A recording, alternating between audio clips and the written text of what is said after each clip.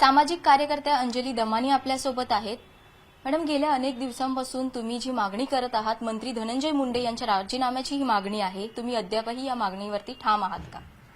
अगदी खूप ठाम आहे, कारण मला खात्री आहे की जोपर्यंत यांचा राजीनामा होत नाही तोपर्यंत या प्रकरणात काहीही होणार नाही। आणि म्हणूनच मला असं वाटतं की आता हे जे मुख्यमंत्री आणि अजित पवार हे कुठेतरी वाट पाहतायत की माध्यमं कंटाळतील, लोक कंटाळतील, हा लढा बाजूला हळूहळू होईल आणि आम्हाला मुख्यमंत्र्यांना आणि या दोघांनाही वाटतंय की धनंजय मुंडे यांना आपण वाचवू शकू, तर तसं आम्ही होऊ देणार नाही। आता शेवटचा एक त्यांनी जो प्रयत्न केला भगवानगडावर जायचा, त्यानंतर देखील आपण बघितलं की प्रत्येकाची प्रतिक्रिया किती तीव्र होती।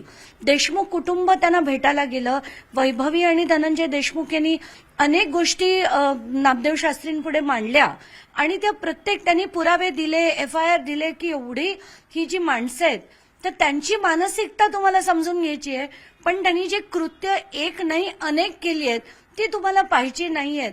तर अशा सगळ्या त्यांच्या मनातल्या व्यथा त्यांनी मांडल्या। मला नामदेव शास्त्रींना हेच विचारावंसं वाटतं की तुम्हाला धनंजय मुंडेंच्या डोळ्यात आणि त्यांच्या हृदय अंतःकरणातले भाव कळले, तसे अंतःकरणातले भाव यांच्या पण कळले असते तर खूप बरं झालं असतं। म्हणून मी असं ठरवलंय की आता एक मोठा खुलासा मी उद्या करणार आहे आणि त्याचे पेपर्स घेऊन मी स्वतः आता भगवानगडावर जाणार आहे, कारण मुख्यमंत्र्यांनी राजीनामा घेतला नाहीये का, तर धनंजय मुंडे फार जवळचे आणि जुने मित्र आहेत म्हणून, आणि अजित पवारांनी देखील राजीनामा घेतला नाहीये, ते जवळचे मित्र आहेत म्हणून आता मला असं वाटतं की अंतःकरण बघितलं, डोळे बघितलेत, आता पुरावे बघा आणि आता तरी त्यांचा राजीनामा घ्या। आणि तो खरं तर भगवानगडाहून खरंच घेतला गेला पुरावे पाहून, तर मी म्हणेन की खरंच भगवानगडांनी आज पूर्ण बीडचीच नाही तर पूर्ण महाराष्ट्राची एक दिशा देण्याचं काम तिथून जर घडलं, धनंजय मुंडेंचा राजीनामा घेतला गेला तर अतिशय बरं होईल। मॅडम, तुम्ही उल्लेख केला की तुम्ही स्वतः ते सर्व पुरावे घेऊन भगवानगडावरती जाणार आहात, तर ते कधी जाणार आहात भगवानगडावरती सर्व पुरावे घेऊन? मी बहुतेक गुरुवारी किंवा शुक्रवारी बीडला जाऊन भगवानगडावर जाणार आहे। खरं तर कधीपासून माझ्या मनात होतं तिथे जाऊन एकदा नमस्कार करायचा, पण मला असं वाटतं की आता मी नमस्कार देखील करेन आणि नामदेव शास्त्रींना हे पुरावे देखील देईन, कारण जर आता उद्याच्या माझ्या प्रेस कॉन्फरन्स नंतर जर राजीनामा मुख्यमंत्र्यांनी घेतला नाही तर मात्र मी तिथे जाऊन भगवानगडांनी तो राजीनामा घ्यावा अशी मागणी करेन। उद्या तुम्ही पुरावे जेव्हा दाखवणार आहात त्यानंतर तुम्ही मुख्यमंत्र्यांची देखील भेट घेणार आहात? नाही, मग मी असं ठरवलंय की मुख्यमंत्र्यांना मी भेटली आहे, त्यांची जे बाकीचे डिटेल्स आहेत आणि उद्याचा जो खुलासा आहे त्याचे ते बघतीलच किंवा त्यांच्यापर्यंत ते पोहोचवण्याची व्यवस्था करेन। आता मी त्यांची भेट घ्यायला जाणार नाहीये, कारण ते त्यांचं कर्तव्य करण्यात कुठेतरी कमी पडतायत आणि मित्राला वाचवण्यासाठी जनतेचे हाल करतायत, एवढंच मला म्हणावंसं वाटतंय। मॅडम, आपण पाहिलं तर भगवानगडावरती नामदेव शास्त्री यांची भेट घेण्यासाठी धनंजय मुंडे अगोदर गेले होते, त्याच्यानंतर कालच देशमुख कुटुंबीय गेले आहेत।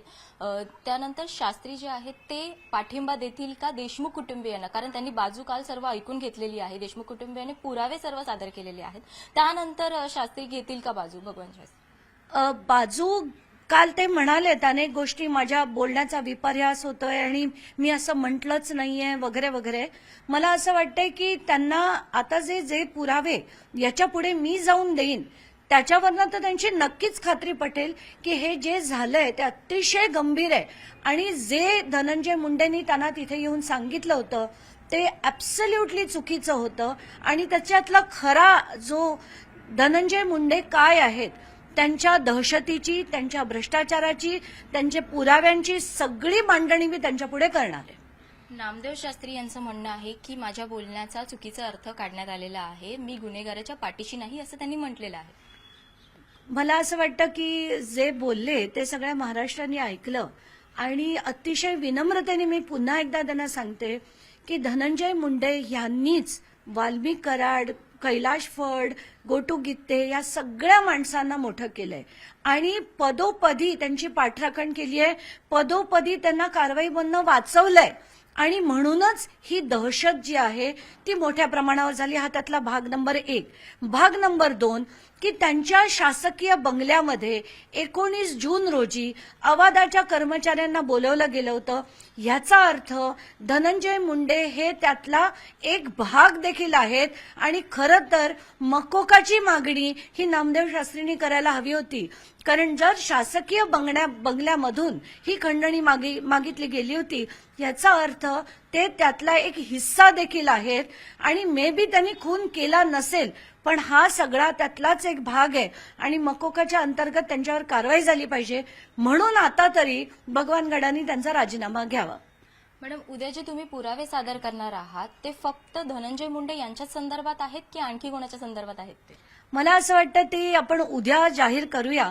अतिशय गंभीर अशा स्वरूपाचे आहेत आणि कशी ही आपली पूर्ण यंत्रणा सडलेली आहे, सगळे अधिकारी कसे सडलेले आहेत ते सगळं तुम्हाला उद्याच्या पत्रकार परिषदेत दिसेल.